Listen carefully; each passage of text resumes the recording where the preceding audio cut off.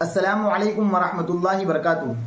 آج کی اس ویڈیو کے ذریعے سے ہم آپ کو یہ بتلانے والے ہیں کہ محرم کے مہینے کے کتنے روزے رکھنا ہے اور محرم کے روزوں کی فضیلت کیا ہے، اور محرم کے جب روزے رکھنا ہے تو اس کی نیت ہمیں کیسے باندھنا ہے، اور محرم کے روزے کے رکھنے کے ساتھ ساتھ ہمیں اور کیا اعمال کرنا چاہیے جس سے ہمیں زیادہ ثواب حاصل ہو اور ہمیں اللہ تعالیٰ زیادہ ثواب کی اور زیادہ اعمال کرنے کی توفیق عطا فرمائیں۔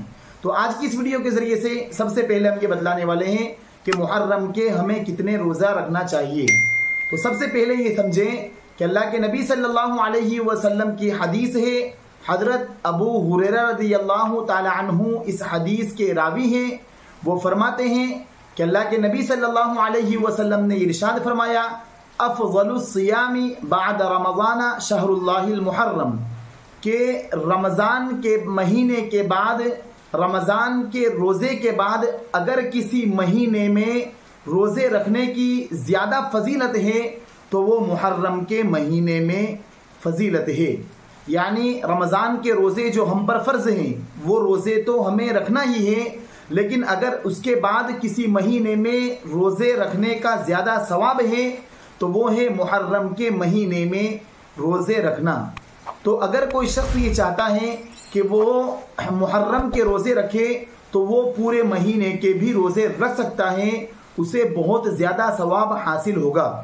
اور خود اللہ کے نبی صلی اللہ علیہ وسلم محرم کے روزے رکھتے تھے، خود اللہ کے نبی صلی اللہ علیہ وسلم سے محرم کے روزے رکھنا بھی ثابت ہے۔ دوسری بات، لیکن خاص جو زیادہ ثواب ہے محرم کے مہینے میں روزے رکھنے کا وہ ہے عاشورہ کا روزہ۔ عاشورہ کہتے ہیں 10 محرم الحرام، یعنی اگر کوئی شخص 10 محرم کو روزہ رکھے گا تو حدیث شریف میں آتا ہے کہ اللہ کے نبی صلی اللہ علیہ وسلم ارشاد فرماتے ہیں کہ جو شخص عاشورے کے دن روزہ رکھے گا، یعنی 10 محرم کو روزہ رکھے گا، تو اللہ تعالیٰ اس روزہ، ایک روزہ یعنی عاشورہ کا روزہ رکھنے کی وجہ سے اس کے 1 سال کے پچھلے تمام گناہ معاف فرما دے گا۔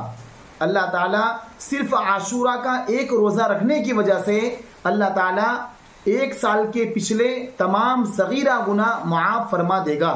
اتنی زیادہ فضیلت ہے عاشورہ کے روزہ رکھنے کی۔ تو لہٰذا ہمیں اگر پورے مہینے توفیق نہ ہو سکے محرم کے پورے مہینے روزے رکھنے کی تو صرف ایک یعنی عاشورہ کا روزہ ہمیں ضرور رکھنا چاہیے، 10 محرم کا روزہ رکھنا چاہیے۔ البتہ 10 محرم یعنی عاشورہ کے روزے کے ساتھ ایک روزہ یا تو 9 کا اور شمار کر لیا جائے 9 محرم کو، تاکہ 9 اور 10 2 روزے ہو جائیں، یا 11 محرم کو رکھ لیا جائے تاکہ 10 اور 11 2 روزے ہو جائیں۔ یہ اس وجہ سے کہ اللہ کے نبی صلی اللہ علیہ وسلم جب مدینہ منورہ تشریف لائے تو آپ نے یہودیوں کو دیکھا کہ وہ 10 محرم کو روزہ رکھتے تھے، یعنی عاشورہ کے دن روزہ رکھتے تھے۔ آپ صلی اللہ علیہ وسلم نے ان سے دریافت فرمایا کہ تم 10 محرم یعنی عاشورہ کے دن کیوں روزہ رکھتے ہو؟ تو یہودی نے عرض کیا کہ ہم اس لیے 10 محرم کو روزہ رکھتے ہیں کہ اس 10 محرم کو حضرت موسیٰ علیہ السلام کو اور ان کی قوم کو فرعون کے عذاب سے نجات ملی تھی، اور 10 محرم ہی کو اللہ تعالیٰ نے فرعون کو اور اس کی قوم کو غرق کر دیا تھا، اسے نیست و نابود کر دیا تھا۔ ہم اس کی خوشی میں 10 محرم کو روزہ رکھتے ہیں۔ تو آپ صلی اللہ علیہ وسلم نے ارشاد فرمایا کہ ہم زیادہ مستحق ہیں، ہم زیادہ حقدار ہیں اس چیز کے کہ موسیٰ علیہ السلام سے ہم زیادہ محبت رکھنے والے ہیں۔ تو لہٰذا آپ صلی اللہ علیہ وسلم نے امت کو بھی یہ حکم دیا کہ تم بھی 10 محرم کو روزہ رکھو، یعنی عاشورہ کے دن روزہ رکھو۔ لیکن یہودیوں کی مشابہت سے بچنے کے لیے آپ صلی اللہ علیہ وسلم نے ارشاد فرمایا کہ اس 10 محرم کے ساتھ ایک روزہ اور شامل کر لو، چاہے 9 محرم کا رکھ لو، چاہے 11 محرم کا رکھ لو، 10 محرم کے رکھنے کے ساتھ ساتھ، تاکہ یہودیوں کی مشابہت نہ پائی جائے۔ جس طرح یہودی صرف محرم کا ایک روزہ رکھتے ہیں تو ہمیں ان کی مشابہت سے بچنے کے لیے 9 محرم کا یا 11 محرم کا ایک روزہ ملا لینا ہے تاکہ ہمیں ان کی مشابہت نہ پائی جائے۔ البتہ آج کے زمانے میں یہودی لوگ اپنی کتاب ہی پر نہیں چلتے ہیں، وہ اپنے احکام کو بھول چکے ہیں جو اللہ تعالیٰ کی طرف سے انہیں احکام دیے گئے تھے، تو چہ جائیں کہ وہ روزہ رکھے۔ تو لہٰذا اگر آج کے حساب سے بعض علماء فرماتے ہیں کہ اگر کوئی شخص صرف ایک روزہ رکھے گا تب بھی اسے ثواب مل جائے گا اور یہودیوں کی مشابہت نہیں پائی جائے گی۔ اب اس روزے کی ہمیں نیت کیسے کرنا ہے؟ تو دیکھیے، نیت دل کے ارادے کا نام ہے۔ ہم رات ہی سے نیت کر لیں کہ انشاءاللہ تعالی میں صبح محرم کا روزہ رکھوں گا، یہ ہماری نیت کافی ہو جائے گی۔ البتہ سحری کے لیے اٹھیں، اس لیے کہ سحری کھانا سنت ہے، تو لہٰذا سحری پہ ہم جب اٹھے ہیں وہی ہمارے لیے نیت کافی ہے۔ اس کے لیے کوئی مستقل سے نیت کرنا ضروری نہیں ہے۔